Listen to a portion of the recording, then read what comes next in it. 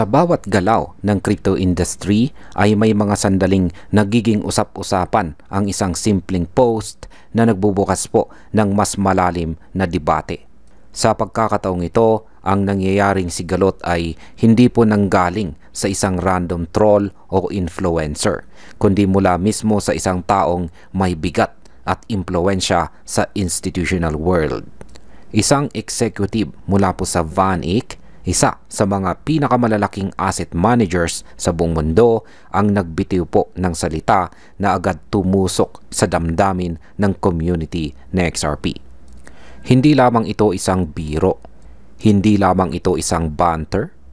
Ito po ay isang komentong tumama sa mismong puso ng usapan tungkol sa utility, perception at saka institutional respect para kay XRP. At dito nagsimulang magliyab ang tanong. Totoo bang hindi na iintindihan ng malalaking institution kung ano ang ginagawa ng blockchain ni XRP? O kaya naman ay simpleng pinipili nilang hindi pansinin ang mga nangyayaring developments? Sa video na ito, tayo po ay papasok sa gitna ng napakainit na usapan. Pag-uusapan po natin ang impact ng remarks na ito sa market sentiment, sa institutional outlook at sa mismong kinabukasan ng asset na si XRP. Kung ikaw ay isang trader, investor o solid na supporter, mahalagang maintindihan po natin ang mga layers sa nangyaring ito.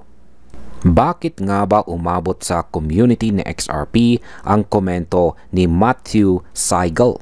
Ang tanong ng marami, bakit nga ba tumama ng malakas ang statement o pahayag ni Matthew Siegel? Marami na tayong narinig na kritisismo laban kay XRP mula sa mga influencers, analyst at traders sa social media. Pero kakaiba po ang impact kapag ang salita ay nanggaling sa isang taong may posisyon sa isang kumpanya tulad po ng VanEck. Kapag ang isang head of digital asset research ay nagbitaw po ng biro na may halong pang-aasar, nagiging mas malalim po ang interpretasyon ng community. Ang mismong linya na binitawan niya kung saan sinabi niyang hindi niya maintindihan kung ano ang ginagawa ng blockchain ni XRP at nire-respeto niya ang passion to pretend ay para bang sinasabi na hindi niya nakikita ang tunay na function ng technology. Hindi lamang ito simpleng biro.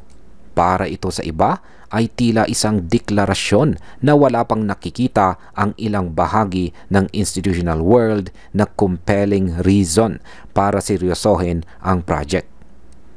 Para po sa atin na nasa crypto space araw-araw, alam po natin na sensitibo ang XRP community sa mga ganitong paksa.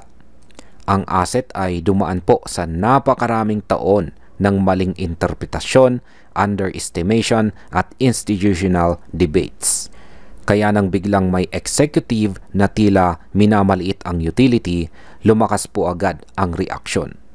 Ang timing pa nito ay nasa gitna ng pagtaas ng institutional flows, ETF activity at muling pag-init ng speculation sa market. Kaya hindi po nakapagtataka na maraming umapila emotionally dahil parang may gustong burahin na progress ang nasabing remark. Ano naman po ang naging market impact ng komento? Sa unang tingin ay parang simple lang ang remark. Pero ang ganitong klaseng salita mula sa institutional figures ay maaring magbigay ng micro-shift sa sentiment lalo na sa short term. Sa mundo ng crypto trading, hindi laging fundamentals ang unang nagre-react kundi ang psychology ng market.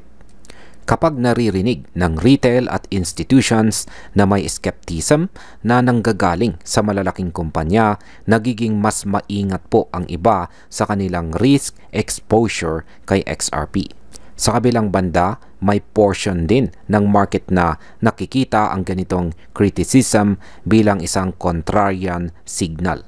Ang mindset ng ilan ay kapag pinagdududahan ang isang asset at nananatili pa rin itong matatag, maaaring nagpapakita ito ng underlying strength. Ngunit kahit ano pa ang interpretation, malinaw na ang remark ay nagbukas ng isang maingay na usapan tungkol sa kung paano po tinitignan sa XRP ng mga major financial players. Hindi man direktang nakagalaw ang presyo agad, nagkaroon po ito ng tinatawag nating sentiment volatility. Ito po ay mga panandali ang emosyon na maaaring magdala ng dagdag na volume, reaction sa derivatives o shift sa open interest. Lahat ng ito ay bahagi ng mas malaking narrative kung saan sinusukat ng market kung gaano po kalalim ang institutional trust para kay XRP. Ano naman po ang mas malalim na debate sa likod ng tanong na may utility ba talaga si XRP? Isa sa pinakamatagal ng debate sa crypto ay ang utility ng XRP. Bawat cycle ay paulit-ulit na tinatanong ng critics kung may nakikita bang real-world breakthroughs ang project. Sa kabilang banda, ipinapakita ng supporters ang payment corridors, liquidity solutions at enterprise integrations na bahagi ng ecosystem. Pero ang totoong dahilan kung bakit malalim ang debate ay dahil nagbanggaan ang dalawang klaseng pananaw. Ang unang pananaw ay galing sa mga institutions na nakatingin sa paraan ng adoption gamit ang traditional na metrics. Ang pangalawa ay galing po sa community na nakikita ang potensyal at ang unti-unting pag-expand ng XRP bilang isang settlement solution sa iba't ibang use cases. Ang komento ni Siegel ay nagbukas muli ng sigalot na ito. Para bang sinasabi niyang hindi pa rin nakikita ng ilang analyst ang inaasahang impact ni XRP sa global payment system. Kaya nagkaroon ng tensyon dahil para sa mga long-term supporters, malinaw ang progress. Para sa ilang institutional researchers, hindi pa sapat ang nakikitang traction para tawaging groundbreaking ang developments. Ito po ang dahilan kung bakit tayo dapat maging objective sa pagtingin sa data. Bilang mga traders at investors, ay kailangan po nating tumingin sa actual adoption metrics, growth ng liquidity corridors, at regulatory clarity na tumutukoy kung ang isang asset ay nagkakaroon ng mas malalim na role sa real-world financial ecosystem. Ngayon ay paano naman po nakakaapekto ang institutional influence sa perception ng isang crypto? Malaking bagay kapag ang isang executive mula sa isang heavyweight firm tulad po ng VanEck ay nagbigay ng kahit simpleng remark. Hindi ito tulad ng ordinaryong social media banter. Ang ganitong salita ay nagmumula sa isang entity na may milyong-milyong dolyar na under management, may exposure sa digital assets at may impluwensya sa institutional strategies. Kaya kahit hindi naman nagbabago ang fundamentals, nagbabago po ang perception. Ang perception na ito ay nagiging instrumento para sa decision-making ng ibang mga traders. Kung ang isang malaking manager ay may skeptical tone, may bahagi ng market na magiging mas maingat. Ang iba naman ay magiging defensive dahil ayaw nilang makita ang kanilang long-term thesis na minamaliit. Ang totoo, hindi ibig sabihin na ang remark ay may final verdict. Hindi ito official analysis.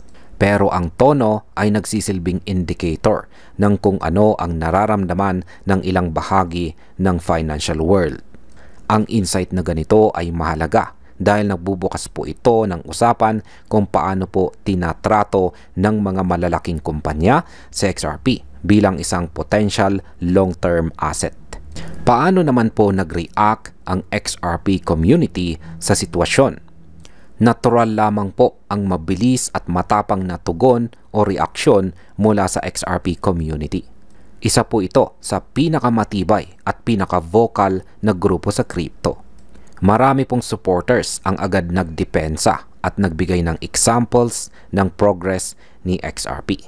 At yan po ay ang mga payment corridors, liquidity solutions, enterprise systems at iba pang mga developments na hindi madaling makita kung hindi ka actively involved sa ecosystem. Ang pushback ay hindi dahil sa simpleng pride. Ito ay dahil nanggaling ang remark mula sa isang taong inaasahan nilang may mas malalim na research capability. Kaya para sa iba, ang comment ay parang indikasyon na hindi sapat ang pag-aaral ng ilang analyst tungkol sa protocol. Ang ganitong uri ng reaksyon ay nagpapakita kung gaano ka-passionate ang community. Minsan nga ay nagiging masyadong emotional ang ilang usapan.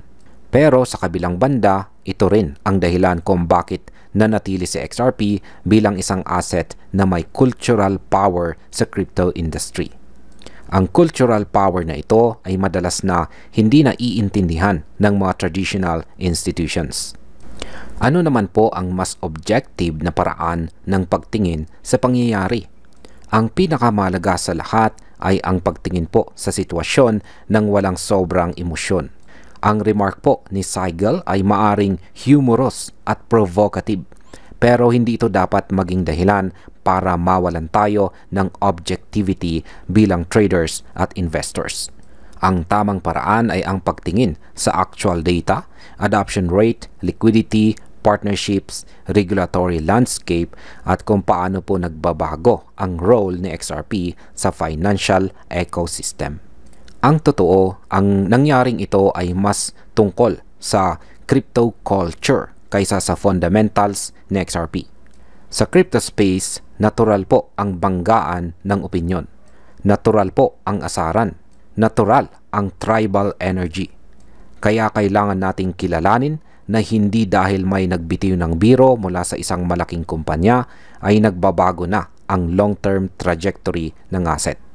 Ang mahalaga ay ang verifiable progress, hindi po ang tono ng isang tao. At bilang panghuli ay ano naman ang aking masasabi tungkol dito? Malinaw na nag-trigger po ang remark ni Matthew Siegel ng isang cultural clash.